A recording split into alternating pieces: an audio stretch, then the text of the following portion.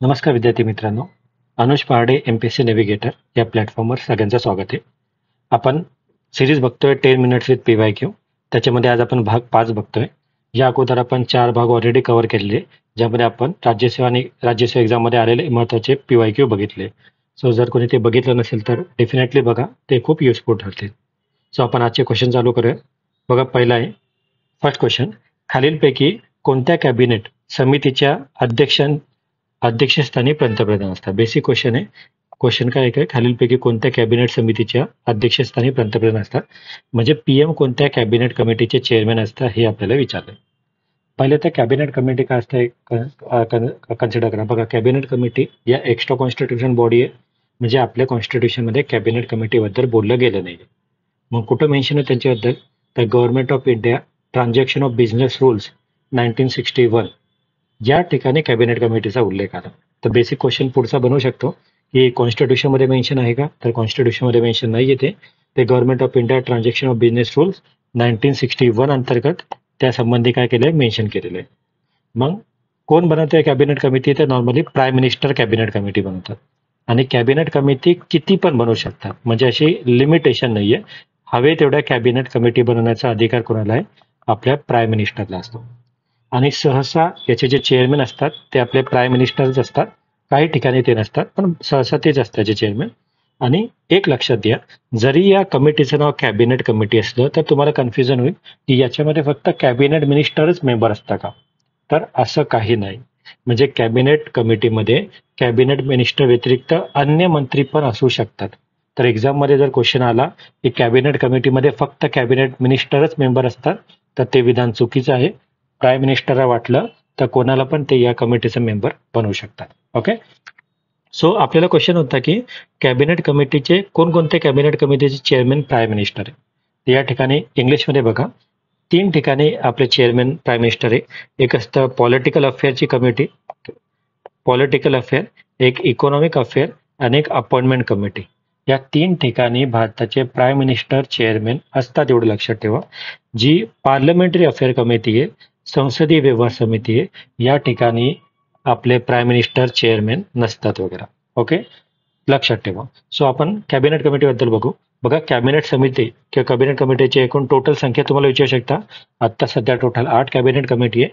त्यामध्ये 2 नवीन cabinet committee तयार झाल्या, म्हणजे पहिले 6 होत्या, 6 आणि 2 आता 8 असे टोटल कॅबिनेट कमिटी झाल्या. एक असतं cabinet committee on investment and growth. Investment and growth ही एक कॅबिनेट कमिटी नवीन बनली आहे. आणि cabinet committee on employment skill and development. तर तुम्हाला फ्युचरमध्ये क्वेश्चन येऊ शकतं की आत्ता नवीन बनलेल्या 2 कॅबिनेट कमिटी कोणत्या? त्या इन्व्हेस्टमेंट ग्रोथवाली आणि एम्प्लॉयमेंट अँड स्किल डेव्हलपमेंट. हे मोदी गव्हर्नमेंटच्या काळात बनलेल्या नवीन कॅबिनेट कमिटी आहे, म्हणून थोडंसं या दोघांबद्दल लक्षात असू द्या. ओके. आता 8 कॅबिनेट कमिटी कोणकोणत्या आहे? तर हे लक्षात घ्या की ह्या ज्या 2 येल्लो कलरमध्ये दाखवलेल्या मी कमिटी आहे, या 2 कमिटीचे चेअरमॅन सहसा प्राईम मिनिस्टर असतात. एक पार्लमेंटरी अफेअर आणि एक अकोमोडेशन. याचे कोण असतात? मग जे आपले होम मिनिस्टर असतात, ओके, ते याचे चेअरमॅन असतात. म्हणून पार्लमेंटरी अफेअर आणि अकोमोडेशन. बघा, पार्लमेंट एक टाईपची बिल्डिंग आहे, ओके, आणि अकोमोडेशन पण आपण घरामध्ये करतो. तर हे जे घर सारखं स्ट्रक्चर आहे, म्हणजे पार्लमेंट बिल्डिंग आणि अकोमोडेशन घर, या दोघी कमिटीचे चेअरमॅन कोण असणार? आपले होम मिनिस्टर. होम म्हणजे घर असतं, तर एवढं लक्षात ठेवा, म्हणजे तुम्हाला एक्झाममध्ये कन्फ्युजन होणार.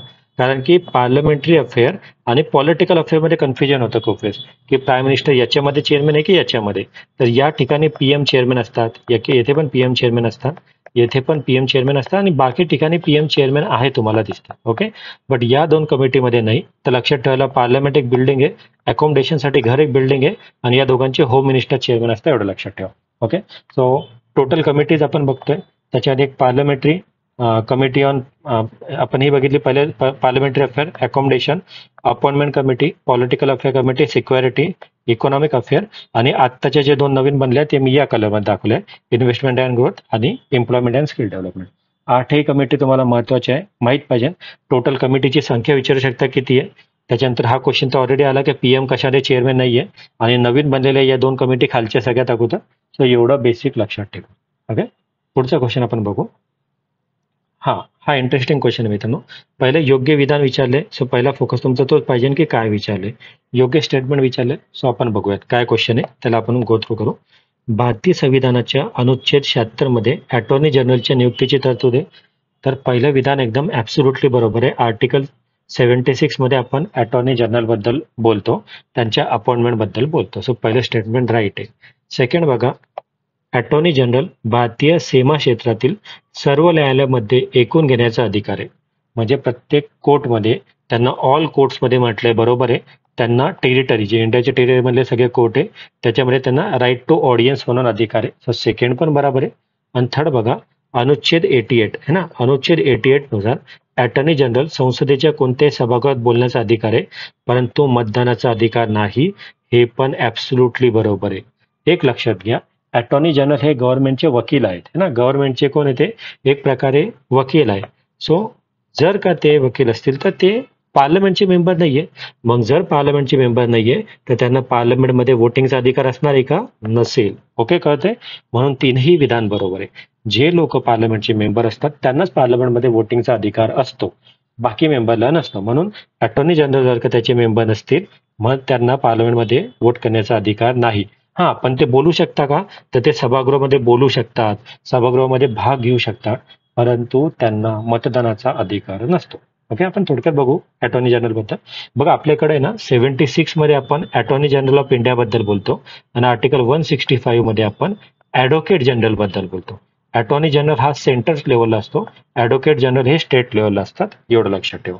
तर आता अटॉर्नी जनरल बद्दल बघा, कलम 76 नुसार आपण अटॉर्नी जनरल बद्दल बोलते. भारताचे महान्यायवादी संबंधित आहे तुझे, आणि महान्यायवादी जे असतात भारताचे महान्यायवादी हे युनियन एक्झिक्युटिव्हचा एक भाग आहे. एक बेसिक विचारू शकता, तर युनियन एक्झिक्युटिव्हचा भाग आहे आणि ते highest law officer of the country आहे. सगळ्यात हायेस्ट लॉ ऑफिसर त्यांना म्हटलं जातं. त्यांची नेमणूक राष्ट्रपतीद्वारे केली जाते. ते राजीनामा पण राष्ट्रपतीला देतो आणि राष्ट्रपतीची मर्जी असेपर्यंत ते पद धारण करतात. म्हणजे सर्व पॉवर कोणाची येतात? ते राष्ट्रपती. नेमणूक पण राष्ट्रपती, राजीनामा पण राष्ट्रपती आणि राष्ट्रपतीची मर्जी असेपर्यंत. जर तुम्ही ॲडव्होकेट जनरल म्हटलं तर या ठिकाणी सगळ्या ठिकाणी गव्हर्नर येणार. म्हणजे जर का ॲडव्होकेट जनरल असेल आर्टिकल 165 नुसार तर त्यांची अपॉइंटमेंट गव्हर्नर करतील, राजीनामा गव्हर्नर असेल आणि गव्हर्नरच्या मर्जीपर्यंत असेल. ओके, तर 76 वर्सेस 165 दोघं लक्षात ठेवा. या ठिकाणी सगळी पॉवर प्रेसिडेंटकडे, या ठिकाणी सगळी पॉवर गव्हर्नरकडे, एवढं लक्षात ठेवा. आणि सर्वोच्च न्यायालयाचे न्यायाधीश होण्याची नियुक्ती होण्यास ते पात्र पाहिजेत. म्हणजे अटॉर्नी जनरल बनण्यासाठी सुप्रीम कोर्टचे जज होण्यासाठी जे क्वालिफिकेशन लागतं तेवढं क्वालिफिकेशन हवं, एवढं बेसिक आहे. आणि त्यांची मुदत घटनेमध्ये फिक्स नाही. बघा, त्यांचं काही टेन्युअर फिक्स नाही.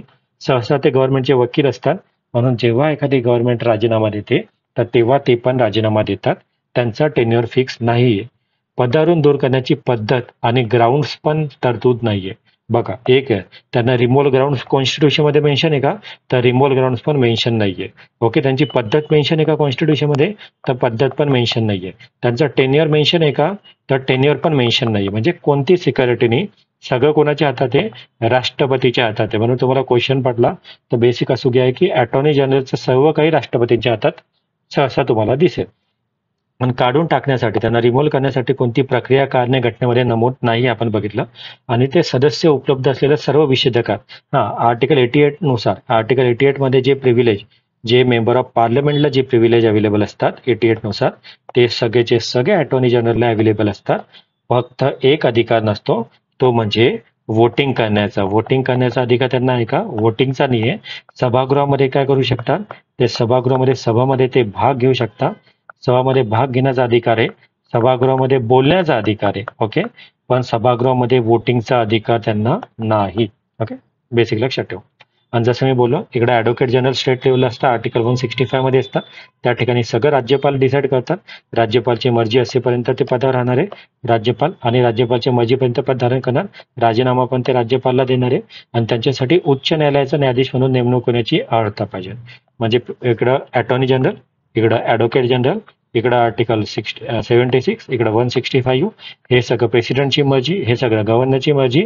आणि इकडं सुप्रीम कोर्टचे जज बनण्यासाठी जे क्वालिफिकेशन लागतं ते लागतं, आणि इकडं हायकोर्टचं जज बनण्यासाठी जे क्वालिफिकेशन लागतं ते लागतं. एवढं लक्षात असू दे. ओके, सो बेसिक क्वेश्चन होता. आपण पुढे जाऊयात आपल्या तिसऱ्या क्वेश्चनकडे. बघा, तिसरा क्वेश्चन आहे, भारतीय संविधानात सर्वोच्च न्यायालयाचे न्यायाधीश म्हणून नियुक्त होण्यासाठी किमान वयोमर्यादा किती सांगण्यात आली? बेसिक आहे की जर का तुम्हाला सुप्रीम कोर्टचा जज बनायचं असेल तर सुप्रीम कोर्टचा जज बनण्यासाठी मिनिमम एज किती पाहिजे एवढं विचारलंय. बघा या ठिकाणी मिनिमम एजचा कोणतंही क्वालिफिकेशन कॉन्स्टिट्यूशन मध्ये दिलेलं नाहीये. सो कोणतंच क्वालिफिकेशन नाही, मिनिमम 25-35 नाही. हे बघा हे जे 25 वगैरे 35 हे तुम्हाला दिलेले, हे 25 जे असतं ते लोकसभा मेंबरसाठी असतं, 30 हे राज्यसभा मेंबरसाठी असतं आणि 35 हे तुम्हाला जर का आपलं प्रेसिडेंट किंवा व्हाईस प्रेसिडेंट बनायचं असतं त्यासाठी असतं. सो 25 लोकसभा, 30 राज्यसभा आणि हे आपलं प्रेसिडेंट आणि व्हाईस प्रेसिडेंट. म्हणून इकडं 25 आहे म्हणून याला काय म्हणतात? कनिष्ठ सभागृह म्हणतात. आणि 30 एज म्हणून याला काय म्हणतात राज्यसभेला? तर वरिष्ठ सभागृह म्हणतात. एवढं लक्षात ठेवा. बट आपलं सुप्रीम कोर्टचा जज बनण्यासाठी कोणतंही मिनिमम क्वालिफिकेशन दिलं नाहीये. हा, सुप्रीम कोर्टचा जज मॅक्झिमम 65 एज पर्यंत पदावर राहतो. हे सुप्रीम कोर्टचा जज हे मॅक्झिमम लिमिट आहे. आणि हायकोर्टचा जज मॅक्झिमम 62 एज पर्यंत पदावर राहतो. हे मॅक्झिमम लिमिट दिलंय त्यांना की 65 पर्यंत सुप्रीम कोर्टचा जज, 65 पर्यंत हायकोर्टचा जज. बट मिनिमम क्वालिफिकेशन किंवा मिनिमम एज दिलंय का? तर मिनिमम एज दिलेलं नाही, हे लक्षात ठेवा. ओके, बेसिक आलं असेल तुम्हाला. पुढचा क्वेश्चन आहे, इंटरेस्टिंग क्वेश्चन आहे मित्रांनो. आपलं बेसिक स्ट्रक्चर रिलेटेड क्वेश्चन आहे. बघा राज्यघटनेमध्ये जे आपल्याला सांगितलं होतं ते राज्यघटनेची मूलभूत संरचना असलेल्या तरतुदीमध्ये संसद दुरुस्ती करू शकत नाही असा आशयाचा निर्णय सर्वोच्च न्यायालयाने गोलकनाथ खटल्यामध्ये 1967 रोजी दिला असं सांगितलं. बघा हे विधान तुम्ही जेव्हा स्टार्ट कराल ना तर हे विधान इथपर्यंत बरोबर आहे की ना बेसिक स्ट्रक्चरमध्ये पार्लमेंटला चेंज करण्याचा अधिकार नसतो, परंतु या रिलेटेड जे प्रोव्हिजन आहे, या रिलेटेड जे निर्णय आहे जो दिलेला आहे तर तो कोणत्या केसमध्ये दिलेला आहे? तो केशवानंद भारती केसमध्ये दिलेला आहे. गोलकनाथ खटला या ठिकाणी नाहीये. म्हणून पहिलं विधान काय ठरेल? चुकीचं ठरेल. ओके, आपल्याला विचारलं काय, एकदा लक्षात घ्या. आपल्या क्वेश्चन मध्ये आपल्याला विचारलंय की चुकीचे बरोबर विधान ओळखा विचारलंय. ओके, बरोबर विचारलंय. तर पहिला क्वेश्चन रॉंग आहे का? कारण की इकडे काय यायला पाहिजे होतं, या ठिकाणी गोलकनाथच्या जागी इकडे काय नाव पाहिजे होतं? तर केशवानंद भारती केस 1973 पाहिजे होतं, म्हणून पहिला क्वेश्चन रॉंग आहे. सेकंड बघा, भारतीय राज्यघटनेमध्ये दुरुस्ती विधेयक केवळ लोकसभेत सादर करता येते, हे पण विधान चुकीचं आहे मित्रांनो. हे केवळ लोकसभा आहे ना, हे चुकलंय.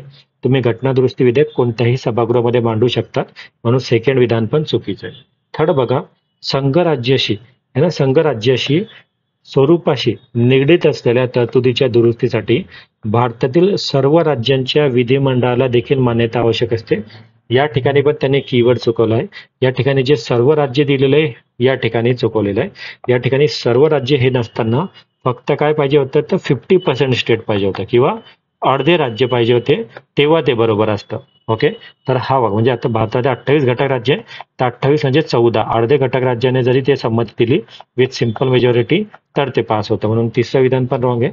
आणि चौथं, राष्ट्रपती घटना दुरुस्ती विधेयक संसदेच्या पुनर्विचारासाठी एकदा परत पाठवू शकतात, तर हे पण विधान चुकीचं आहे मित्रांनो.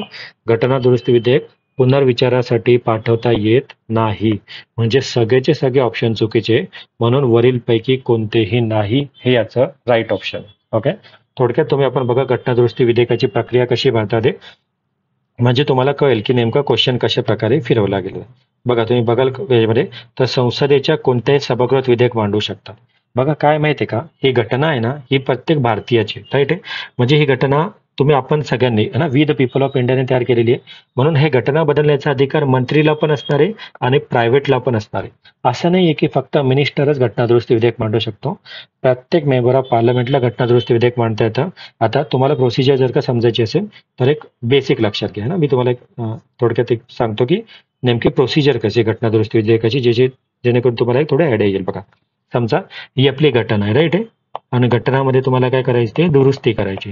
तर आपल्याकडे प्रोसिजर सहसा कशी असते बघा, आपल्याकडे 2 हाऊस असतं, आपण कन्सिडर करू डायग्रामॅटिकली. हे लोकसभा आहे आणि एक राज्यसभा आहे. इकडे राष्ट्रपती एखाद्या विधेयकाला साईन करतात आणि त्यानंतर ते कायद्यात रूपांतर होतं, आणि आपलं हे विधेयक आहे. या ठिकाणी विधेयक म्हणजे कायद्याचा कच्चा मसुदा. ओके, आता सहसा काय असतं, मनी बिल वगैरे असेल ना तर मनी बिल तुम्ही फक्त लोकसभेत मांडू शकता, किंवा काही काही बिल जे असतात फायनान्स बिल वगैरे वन असेल तर ते तुम्ही फक्त लोकसभेत मांडू शकता. पण घटना दुरुस्ती विधेयक तुम्ही लोकसभेत पण मांडू शकतात आणि राज्यसभेत पण मांडू शकता. का? कारण की घटना दुरुस्ती म्हणजे दोघं हाऊसला इक्वल पॉवर आहे. कळतंय का? मग सेकंड आहे की घटना दुरुस्ती विधेयक आहे ना लोकसभेमध्ये 2/3 प्रेझेंट अँड वोटिंगने पास होतं आणि राज्यसभेमध्ये पण 2/3 प्रेझेंट अँड वोटिंगने पास होतं. ओके, म्हणजे स्पेशल मेजॉरिटीने दोघी हाऊसमध्ये सेपरेटली पास होतं. इकडं पण सेपरेटली, इकडं पण सेपरेटली. म्हणजे घटना दुरुस्ती विधेयकाला जॉईंट सिटिंग है ना, जॉईंट सिटिंग जे असतं ज्याला म्हणतो आपण संयुक्त बैठक, ती संयुक्त बैठक घेता येत नाही. संयुक्त बैठक आपल्या घटनेमध्ये 108 मध्ये म्हटलंय. त्या घटना दुरुस्ती विधेयकाला संयुक्त बैठक घेता येत नाही. दोन्ही हाऊसमध्ये स्पेशल मेजॉरिटीने पास करावं लागतं. इकडे तुम्हाला कन्फ्युज करण्यासाठी सांगू शकता सिंपल मेजॉरिटी, बट सिंपल मेजॉरिटीने दोन्ही हाऊसमध्ये स्पेशल मेजॉरिटी लागते. ओके, आता ज्यावेळेस दोन्ही हाऊसमध्ये पास होतं तर हे राष्ट्रपतीकडे जातं आणि या हिशोबाने 24वी घटना दुरुस्ती 24th कॉन्स्टिट्यूशन अमेंडमेंट 1971 नुसार राष्ट्रपतीला घटना दुरुस्ती विधेयकावर साईन करावीच लागते. करावीच, च खाली अंडरलाईन, करावीच लागते. राष्ट्रपती ते विधेयक पुनर्विचारासाठी पाठवू शकतं का, तर पाठवू शकत नाही. म्हणजे राष्ट्रपती ते विधेयक रिकन्सिडरसाठी पाठवू शकत नाही. राष्ट्रपतीला त्या विधेयकावर साईन करावीच लागते, एवढं लक्षात घ्या. सो बेसिक पहिलं लक्षात घ्या, मंत्री पण मांडू शकतो किंवा प्रायव्हेट व्यक्ती पण मांडू शकतो. सेकंड, एनी हाऊस कोणत्या हाऊसमध्ये मांडू शकतात. थर्ड, या ठिकाणी प्रेसिडेंटला त्या ठिकाणी साईन करावीच लागते. प्रेसिडेंट त्याला रिकन्सिडरसाठी पाठवू शकत नाही. आणि दोन्ही हाऊसमध्ये 2/3 प्रेझेंट अँड वोटिंगने स्पेशल मेजॉरिटीने पास होतं. आणि पाचवा वगैरे जॉईंट सिटिंगची तरतूद त्या संबंधी नाही. एवढ्या बेसिक गोष्टी लक्षात असू द्या, यावरच क्वेश्चन बनतो. आता बघू आपल्या थेरीमध्ये काय. बघा, स्वतंत्रपणे बिल पास करावे लागते. दोघा हाऊसमध्ये आपण जसं बघितलं बघा, संसदेच्या कोणत्याही सभागृहात तुम्ही मांडू शकतात. लोकसभा, राज्यसभा, मंत्री पण मांडू शकतो, खासगी व्यक्ती पण मांडू शकता. राष्ट्रपतीच्या पूर्व परवानगीची आवश्यकता नसते, पूर्व परवानगीची गरज नसते. विधेयक प्रत्येक सभागृहात विशेष बहुमत आणि विशेष बहुमत म्हणजे 2/3 प्रेझेंट वोटिंगने पास करावं लागते. साधे बहुमत नाही, एवढं लक्षात ठेवा. साधा बहुमत नाही, विशेष बहुमत लागतं दोघं सभागृहामध्ये. स्वतंत्रपणे बिल पास करावं लागतं दोघा हाऊसमध्ये, म्हणजे संयुक्त बैठकीची तरतूद नाही. तर संयुक्त बैठकीची तरतूद या संबंधी नाही. संयुक्त बैठकीची तरतूद नाही. निम्म्या राज्यांच्या विधिमंडळाने साध्या बहुमताने, निम्म्या राज्य क्वेश्चनमध्ये तुम्हाला दिलं होतं की सर्व राज्यांनी 50% ऑफ स्टेट असतात. 50% म्हणजे निम्मे राज्य, आणि तिकडे पण सिंपल मेजॉरिटीच लागते. म्हणजे सिंपल मेजॉरिटी म्हणजे काय, 1/2 प्रेझेंट अँड वोटिंग. ओके, त्याची मंजूर लागते. दोन्ही सभागृहामध्ये विधेयक मंजूर केल्यानंतर ते राष्ट्रपतीकडे संमतीसाठी जाते. राष्ट्रपती संमती देणे आवश्यक असते, म्हणजे इनडायरेक्टली काय, बाइंडिंग राष्ट्रपतीवर. का, कारण की 24वी घटना दुरुस्ती आपण केली 1971 नुसार. विधेयकाला संमती रोखून देऊ शकत नाही. संसदेकडे पुनर्विचारासाठी पाठवू शकत नाही. ओके, राष्ट्रपतीच्या संमतीनंतर एक विधेयक जे असतं ते विधेयकाचं कशामध्ये रूपांतर होतं, ऍक्टमध्ये किंवा कायद्यामध्ये रूपांतर होतं. एवढं लक्षात असेल. ओके, सो ठीक आहे, आजच्या दिवशी आपण एवढे क्वेश्चन बघितले. आपण हे कंटिन्यू करूया सिरीज. होपफुली तुम्हाला ही सिरीज आवडत असेल. तरी पण या व्यतिरिक्त पण तुमचे काही डाऊट्स असतील किंवा एखाद्या टॉपिकवर तुम्हाला वाटत असेल की आपण व्हिडिओ सेशन घेतले पाहिजे, जसं करंट असेल किंवा कोणतं असेल, तर डेफिनेटली मला कमेंट सेक्शनमध्ये सांगत चला. मग मी त्या हिशोबाने प्लॅनिंग करू शकतो, किंवा आणखी काही इनोव्हेटिव्ह आपल्याला तुमच्यामध्ये डोक्यामध्ये काही प्लॅन्स असतील तर ते डेफिनेटली सजेस्ट करा. त्यासाठी ऑलवेज वेलकम असेल, आणि त्या हिशोबाने आपण आपला चेंजेस करू शकतो. ओके, सो थँक्यू मित्रांनो.